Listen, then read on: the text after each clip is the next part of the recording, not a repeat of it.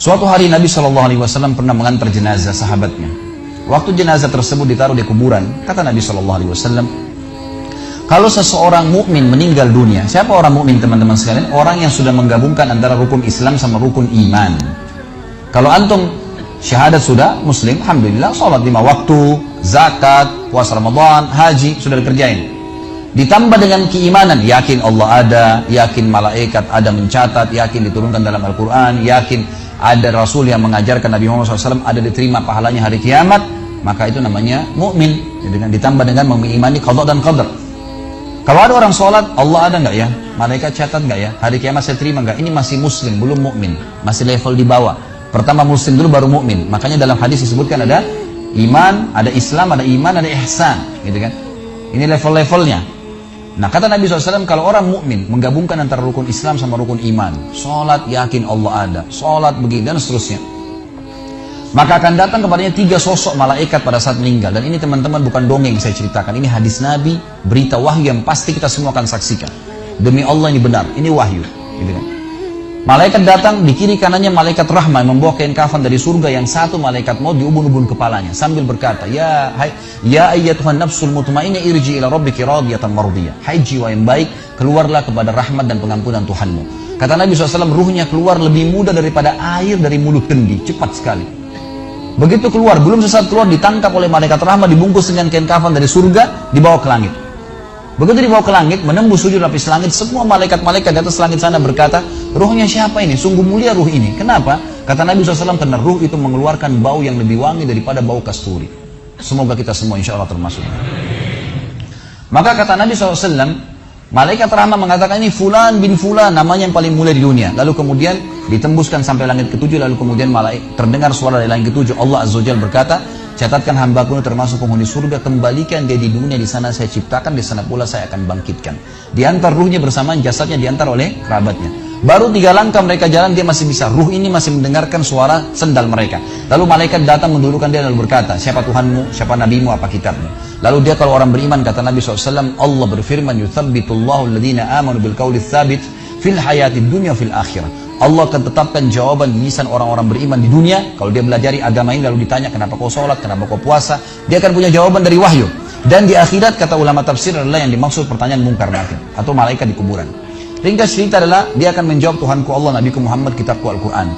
Pada saat dia jawab jawaban itu teman-teman sekalian, maka tiba-tiba saja kata Nabi SAW, malaikat tersebut membukakan baginya pintu neraka, azab, siksaan, orang teriak-teriak, api yang berkobar-kobar, dia ketakutan. Kata malaikat, lihat dari apa Allah selamatkan dirimu. Karena kau beriman, kau nggak jadi masuk sini. Ditutup. Supaya dia tahu nih, kalau dia berbuat salah akan masuk situ. Ditutup. Dibuka pintu surga, dayang-dayang, permadani, istana yang luas, luar biasa. Dia gembira. Lalu kata malaikat, kau akan masuk di sini. Maka si mayit tersebut pun berdoa mengatakan, ya Allah cepatkan waktu, karena aku ingin masuk ke dalam surgaku. Lalu datang di sebelahnya orang yang tampangnya gagah, badannya bersih, wangi, saking sempurnanya kata jenazah ini. Ruh ini berkata, siapa kamu ini? Sungguh sempurna ciptaan Allah pada dirimu. Maka dia berkata, diam dulu. Maka dia berkata, gitu kan? Dia berkata, saya amal solim akan menemani kau sampai hari kiamat. Insya Allah setelah riwayat ini kita sholat. Saya amal solim akan menemani kau sampai hari kiamat. Maka kata Nabi SAW terdengar suara, ya, Allahu alam di sini disebutkan Allah atau malaikatnya, tapi yang jelas menyampaikan dari Allah Subhanahu wa taala, lapangkan kuburan hambaku ini seluas pandangan matanya dan bukakanlah pintu surga baginya setiap pagi dan petang dia melihat, maka jadilah kuburannya taman dari taman surga sampai hari kebangkitan. Baik. Sebaliknya kata Nabi SAW, kalau orang fasik, siapa tadi fasik? Muslim yang masih berbuat maksiat. Teman-teman hati-hati, jangan kena mengandalkan sudah syahadat kemudian bebas berbuat dosa. Hati-hati. Fasik dan orang kafir proses matinya sama. Kata Nabi SAW, orang fasik dan orang kafir akan datang kepadanya 3 malaikat. 2 malaikat azab di kiri kanannya, 1 malaikat maut di bunuh-bunuh kepalanya yang berkata, hai jiwa yang busuk, keluar kepada kemurkaan Tuhanmu. Maka ruhnya berantakan di tubuhnya, tidak berani keluar.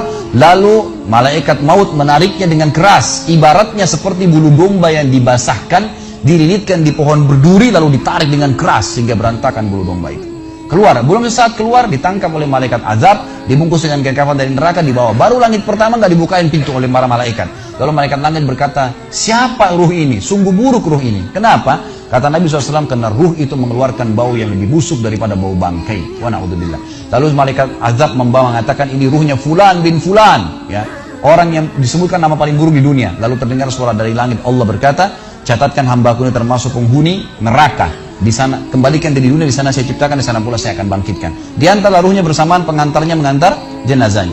Begitu masuk dan 3 langkah, ya, orang-orang mengantarnya lewat, malaikat datang mendudukkan dia, mengatakan siapa Tuhanmu, siapa nabimu, apa kitabmu. Walaupun muslim, rekam baik-baik ini, ya, lahir dalam keadaan Islam, sesekali sholat, fasik, masih banyak masih tidak tobat sebelum meninggal, sama. Jawabannya kata Nabi SAW dengan orang kafir, innama aqulu kama kana yaqulun nas. Saya nggak tahu, saya cuma ikut-ikut dulu orang bilang apa, nggak bisa jawab. Lalu kemudian dibukakan baginya pintu surga, dayang-dayang, permadani, istana, pemandangan yang luar biasa, gitu kan? Maka dia kagum, kata malaikat, lihat dari apa kau haramkan dirimu.